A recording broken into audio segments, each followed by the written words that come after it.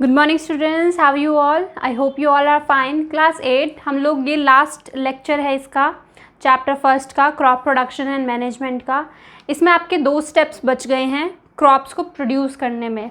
ठीक है, अब तक आपने देखा हम क्या कर रहे थे, सॉइल प्रिपरेशन कर रहे थे, राइट।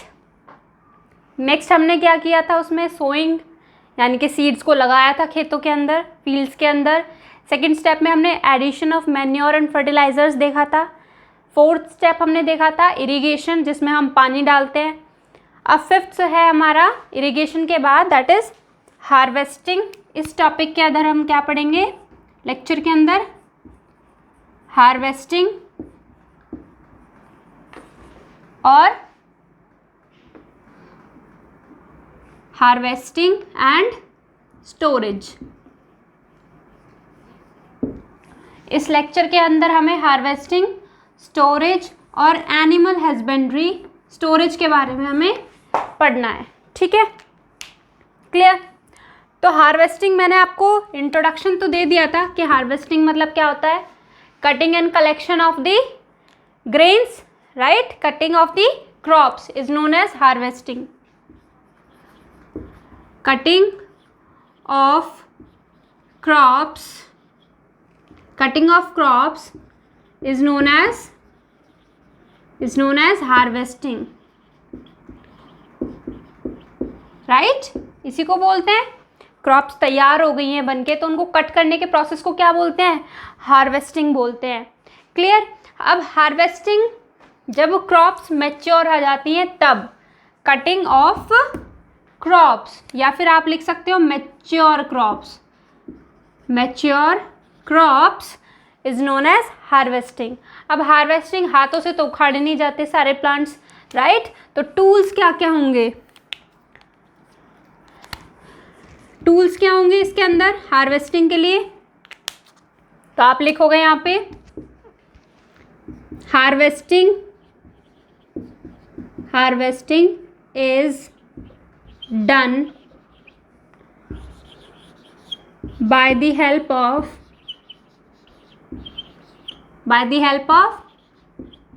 sickle और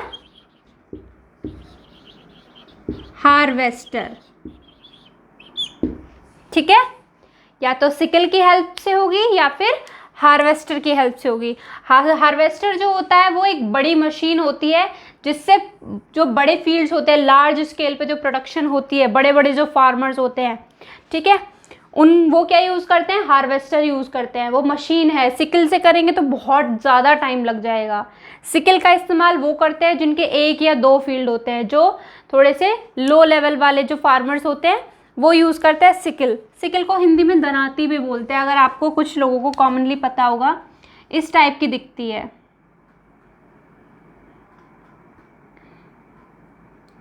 this is sickle. Sickle shape मतलब होती है मून शेप, इस तरह से होती है सिकल शेप, इसको दरांती बोलते हैं हिंदी में। और हार्वेस्टर क्या है, वो पूरी एक मशीन है बहुत बड़ी, ठीक है, जो फ्यूल से चलती है, उसको ह्यूमन मतलब मैन चलाते हैं। तो वो हार्वेस्टर पूरे बड़े फील्ड को हार्वेस्ट करने के लिए रिस्पॉन्सिबल होता है। ठीक है, तो ये हो गए टूल्स की बात। ठीक है, अब जो भी आप क्रॉप्स को काटते हो उनके स्टेप्स क्या हैं, ठीक है। सिकल से या हार्वेस्टर से कट करके क्रॉप्स को कलेक्ट कर लिया। अब मान लो मेरे पास वीट है, ठीक है, ये मेरा वीट का प्लांट है, ये ग्रेन्स है मेरे वीट के, राइट। तो मुझे क्या करना पड़ेगा, वीट का जो ये वाला हिस्सा होता है, स्ट्रॉ टाइप जो होता है, इसको बोलते हैं शाफ, ठीक है। और ये ऊपर क्या है, ये ग्रेन्स है, यही तो कलेक्ट करने हैं, वीट ग्रेन्स, गेहूं के दाने हैं ये।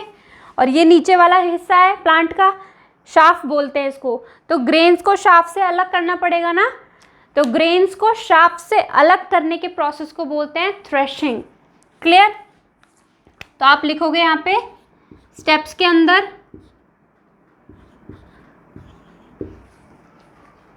अंदर, पहला क्या होगा,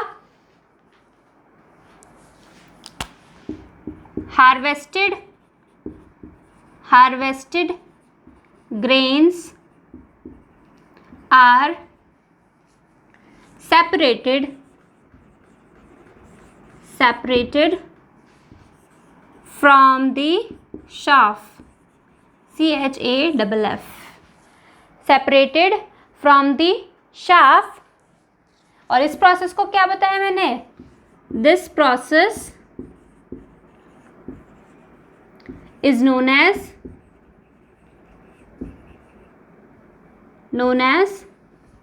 threshing।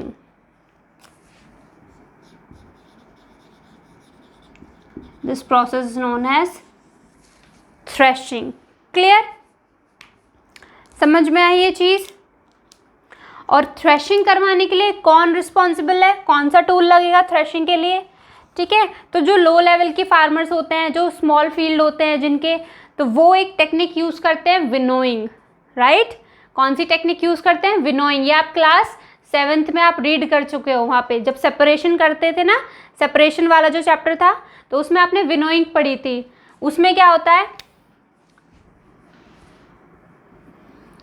इस तरह से फैन लगा देते हैं बड़े बड़े। अगर फैन नहीं होती तो विंड की हेल्प से, लाइक दिस,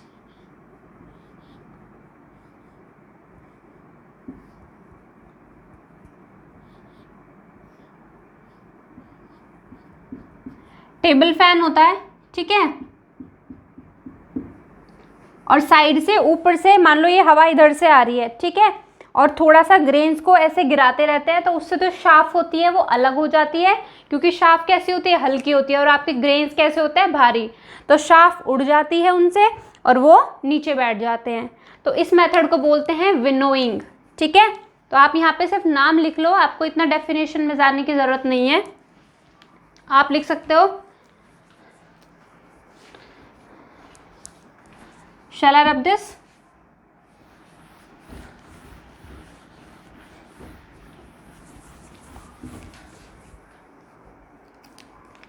आप लिखोगे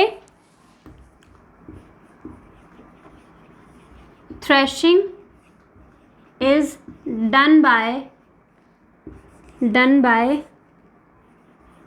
machine called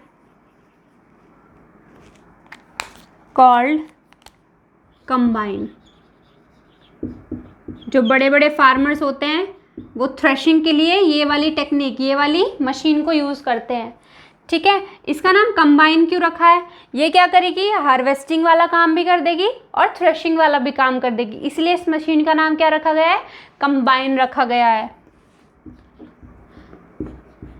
it can do both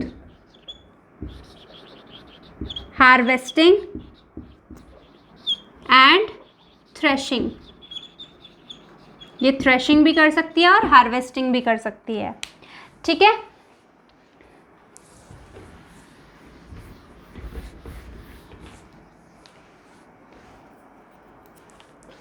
और फार्मर्स होल्डिंग स्मॉल फील्ड, जो फार्मर्स स्मॉल फील्ड होल्ड करते हैं, जिनके पास कम खेत होते हैं, they use winnowing method to separate grains from shaft.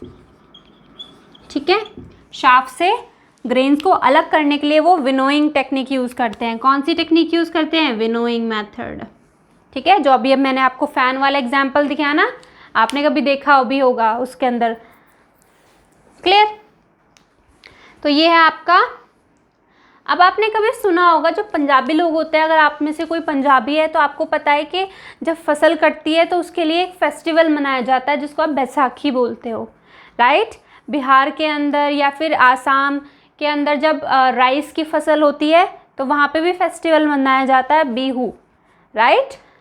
तो कुछ फेस्टिवल्स हैं जो हमारे फूड यानी कि हार्वेस्टिंग से रिलेटेड होते हैं, तो ये इम्पॉर्टेंट है जानना। आपका होली, दिवाली, ये सारे फेस्टिवल्स जो है ये एक्चुअली में क्या है, आपके हार्वेस्टिंग से रिलेटेड है। तो एक छोटी सी लाइन लिख दो, फेस्टिवल्स एसोसिएटेड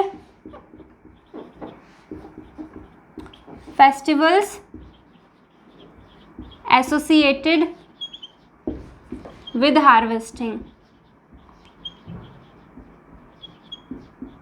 क्लियर? तो कौन कौन से फेस्टिवल रिलेटेड हैं? सबसे पहले आ जाता है पोंगल, राइट, पोंगल और बैसाखी,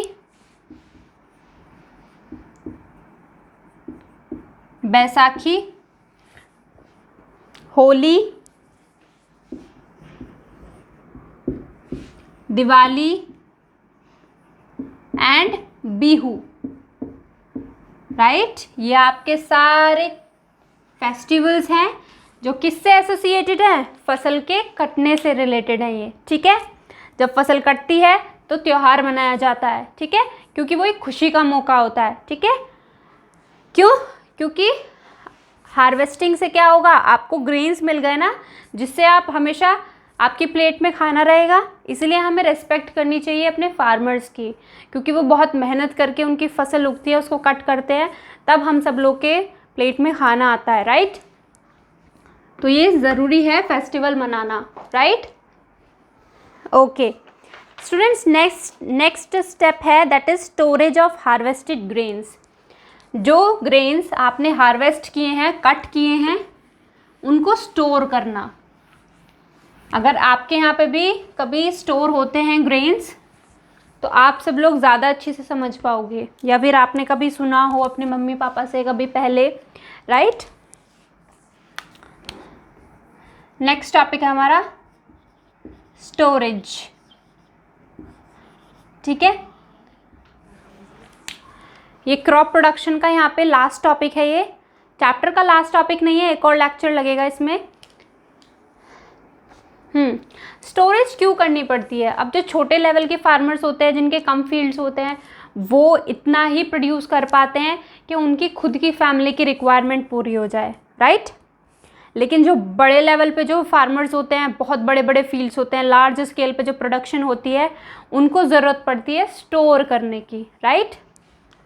तो आप लिखोगे, तो स्टोरेज क्यों करना, जब हमें ज़्यादा टाइम के लिए फूड को यूज़ करना हो। अब ऐसा तो नहीं है कि अगर ग्रेन्स हैं, गेहूं जो हैं, वो आपकी क्या है, खैरिफ क्रॉप्स हैं, विंटर्स में लगाई जाती हैं और जून उसमें अप्रैल और मार्च में हार्वेस्ट कर ली जाती हैं। पर ऐसा थोड़ी ना होता है कि अगर उस मार्च में अगर वो हार्वेस्ट हुई हैं तो मार्च में ही सिर्फ आपको खाने को मिलेंगी, आप थ्रू आउट द ईयर खाते हो उसको, राइट। आप दाल, पल्सेस, ग्रेन, आटा, ये सारी चीज़ें थ्रू आउट द ईयर खाते हो, पूरे साल खाते हो, राइट। तो वो कहाँ से आता है, क्योंकि वो स्टोर्ड फॉर्म में है, ठीक है। कहीं ना कहीं आपने अपने घर में या फिर जो बड़े लेवल पे हैं उन्होंने स्टोर कर रखा है, इसीलिए वो आपको मिल जाता है, राइट।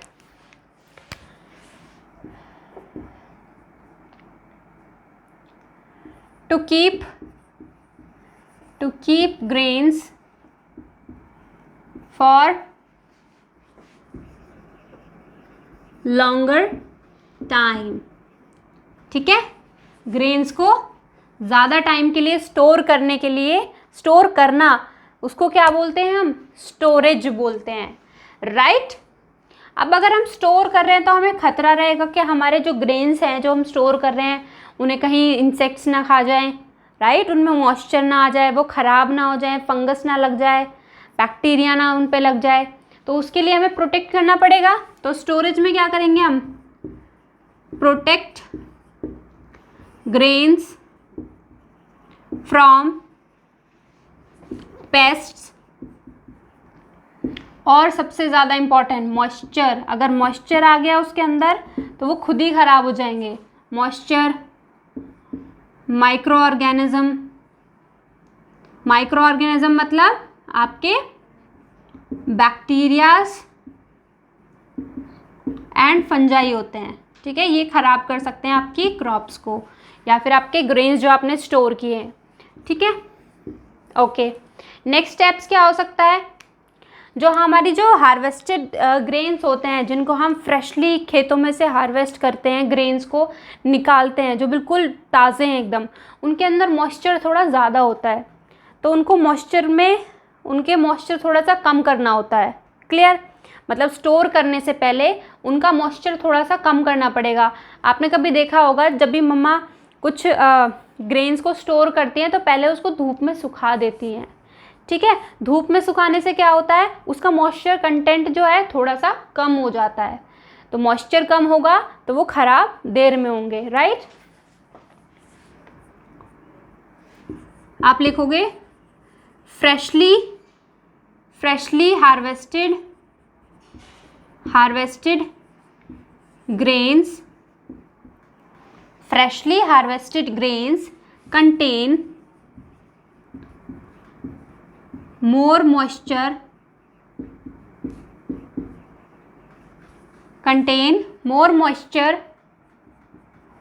ठीक है, contain more moisture, so they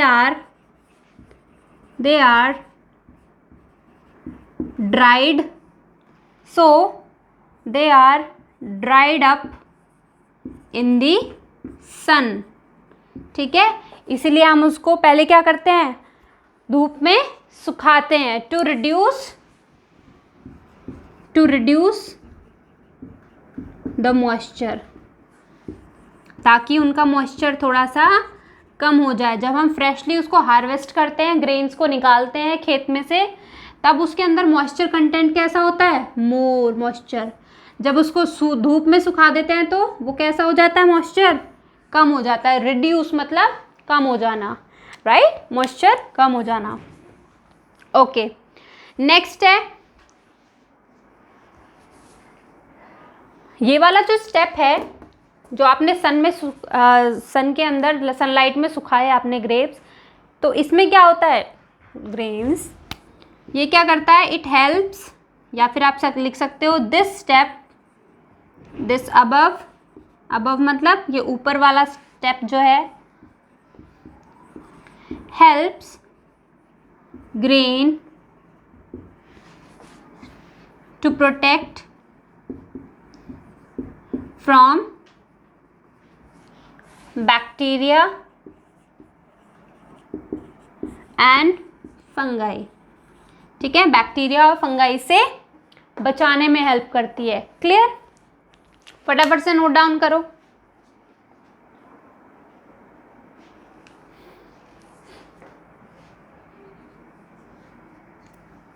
done? Okay, अब स्टोरेज भी दो टाइप की होती हैं अकॉर्डिंग टू लेवल। मैंने बताया ना, अकॉर्डिंग टू लेवल के फार्मर जो है वो कितना बड़ा फार्मर है। ठीक है, अगर छोटे लेवल पर फार्मर है तो वो क्या करेगा, जूट बैग्स के अंदर, और टैंक जो होते हैं, मेटेलिक टैंक होते हैं ना, बड़ी बड़ी टंकियाँ बोलते हैं जिन्हें हम, ठीक है, गांव में होती है बड़ी बड़ी टंकियाँ जिसमें गेहूँ भरा रहता है अंदर, राइट? तो आपने कभी सुना होगा स्टोरेज दो लेवल पे होती है। पहला low level, second large scale, बड़े स्केल पे। ठीक है, तो लो लेवल पे क्या होता है, लो लेवल पे means at farmer holding less field. ठीक है, फार्मर्स होल्डिंग लेस फील्ड, तो वो क्या करेंगे, they store grains in jute bags और metallic tank, right? Metallic tank के अंदर वो स्टोर कर देते हैं, जो छोटे फार्मर्स होते हैं। ठीक है, क्योंकि उनके पास इतना प्रोडक्शन नहीं होता है ग्रेन्स का, जितना भी होता है वो अपने घर में इजीली स्टोर कर सकते हैं, जूट बैग्स में या फिर मेटेलिक टैंक्स के अंदर। क्लियर? आपने कभी देखा होगा, मैंने तो देखा है अपनी ग्रैंड मदर को, अपनी मदर को, जब वो स्टोर करती थी ग्रेन्स को, तो उसके अंदर क्या करती थी, जो ड्राइड लीव्स होती हैं, नीम की पत्तियाँ होती हैं ना, उनको सुखा के उसके अंदर डाल देती थी। ठीक है, तो उसका कुछ पर्पस होता है, मेडिसिनल पर्पस होता है। ठीक है, आपको पता है नीम कितना अच्छा होता है सेहत के लिए। वो पूरा नहीं मिक्स करती थी, ड्राई लीव्स होती थी वो। ठीक है, तो उससे क्या होता था, जो पेस्ट होते हैं, जो कीड़े होते हैं, वो नहीं लगते थे उसमें, जो बैक्टीरियाज हैं, जो फंगाई हैं, वो नहीं लगती। तो छोटे स्केल पे अगर आपको स्टोरेज करनी है ग्रेन्स की, तो आप इजीली टी लीव्स, आप उसमें नीम की पत्तियाँ सूखी वो डाल सकते हो आप उसके अंदर। और मैंने एक और चीज़ नोटिस करी है, मेरी मम्मा मैच स्टिक होती है ना, उसका बॉक्स भी डालती थी खोल के। माचिस का बॉक्स होता है ना, मैच बॉक्स, उसको खोल के उसके अंदर डालती थी ग्रेन्स के अंदर। ऑब्वियसली बात है, जब ग्रेन्स निकालेंगे तो वो ऊपर से साइड में हमें दिख जाता है, तो हम उसको बाद में सेपरेट कर सकते हैं, लेकिन प्रोटेक्ट करने के लिए उन्हें पेस्ट से, तो वो मैच बॉक्स और नीम की पत्तियां जो होती थी सुखा के, उनको डालती थी।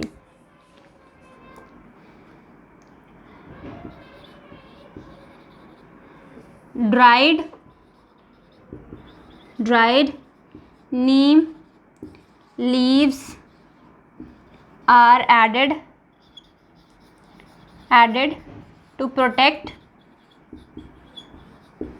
from pest, fungi and bacteria fungi paste से बचाने के लिए मम्मा क्या डालती थी, ड्राइड नीम लीव्स। ठीक है, नीम की सूखी हुई पत्तियाँ। ठीक है, और मैच बॉक्स भी। अब लार्ज स्केल पे बात करें, तो लार्ज स्केल पे क्या करेंगे, बड़े बड़े टैंक्स चाहिए उनको, है ना, बहुत ज़्यादा मासिव प्रोडक्शन है, वो यूज़ नहीं कर पाते इतना, तो क्या करेंगे, वो बड़े बड़े चीज़ें चाहिए उनको, ग्रेनरीज चाहिए। तो क्या होगा, वहाँ पे सिलोज और ग्रेनरीज होती हैं। grains are stored in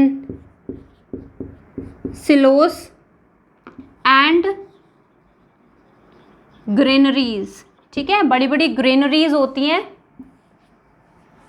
granaries मतलब पूरा फैक्ट्री टाइप का, जहाँ पे बोरियों में भर के बहुत लंबे लेवल पे, बहुत लार्ज स्केल पे उनको स्टोर किया जाता है।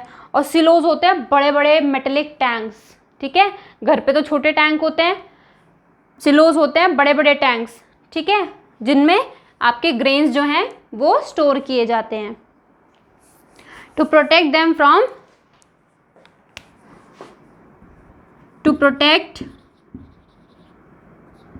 to protect them from rats and insects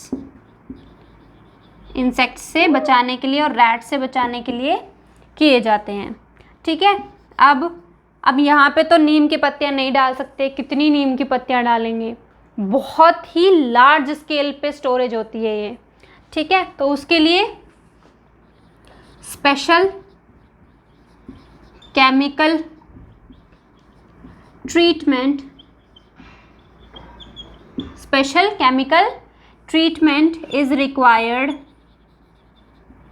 is required to protect them from bacteria and fungi, right. Bacteria और फंजाई से बचाने के लिए केमिकल ट्रीटमेंट कराते थे।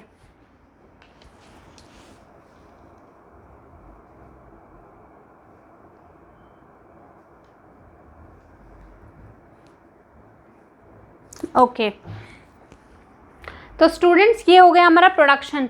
नेक्स्ट जो हमारे दो टॉपिक बचे हैं, जो हम नेक्स्ट लेक्चर में अपने कंटिन्यू करेंगे।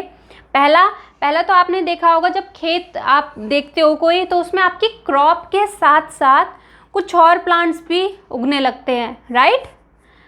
चाहे वो कुछ भी हो, ग्रास हो, बथुआ हो, बहुत सारे ऐसे प्लांट्स हैं, उनको आप क्या बोलते हो, वीड्स। क्या बोलते हो, वीड्स। भांग उग जाए, कोई भी टाइप का प्लांट उग जाए आपकी क्रॉप के साथ, आपके फील्ड में आपके फील्ड के अंदर आपकी क्रॉप के अलावा कोई और प्लांट उग जाए, चाहे वो ग्रास हो, आपका भांग का पेड़ हो, ठीक है, और बथुआ हो, कोई भी टाइप का ग्रास हो, कुछ भी अगर उग रही है तो वो क्या हो जाएंगे, वीड कहते हैं उनको। तो ये वीड क्या करते हैं, आपकी क्रॉप्स को भी न्यूट्रिएंट चाहिए, वो भी एक टाइप के प्लांट्स ही हैं, पर वो आपके काम के प्लांट्स नहीं हैं, अनवांटेड हैं वो, ठीक है, आपको नहीं चाहिए वो प्लांट्स, लेकिन प्लांट्स तो हैं, तो उनको भी न्यूट्रिएंट चाहिए। तो आपकी क्रॉप्स और उन वीड के बीच में कंपटीशन होने लगता है न्यूट्रिएंट्स को लेने के लिए, तो इसीलिए हमारी क्रॉप्स को कम न्यूट्रिएंट मिल पाएंगे, इनको ज़्यादा मिलेंगे, ठीक है, तो इनको हटाना पड़ेगा। तो नेक्स्ट लेक्चर में हम यही देखेंगे कि वीड्स क्या होते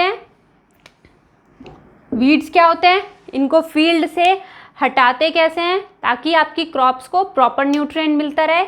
सेकंड हम देखेंगे, अब तक हमें जितना भी प्रोडक्शन मिल रही थी ये प्लांट से मिल रही थी, अब कुछ देखेंगे कि क्या बहुत सारे लोग ऐसे हैं जो एक्वेटिक फूड पे, मराइन फूड पे, मीट, फ्लैश, ठीक है, नॉनवेज पे डिपेंडेंट होते हैं, तो उनके लिए भी तो एनिमल्स की रियरिंग करी जाती है, पालन किया जाता है ना, मछलियों का पालन होता है, ठीक है, मुर्गियों का पालन होता है, बी कीपिंग होती है हनी बी के लिए, राइट। तो ये सब देखेंगे हम अपने नेक्स्ट लेक्चर में। शैल आई रब?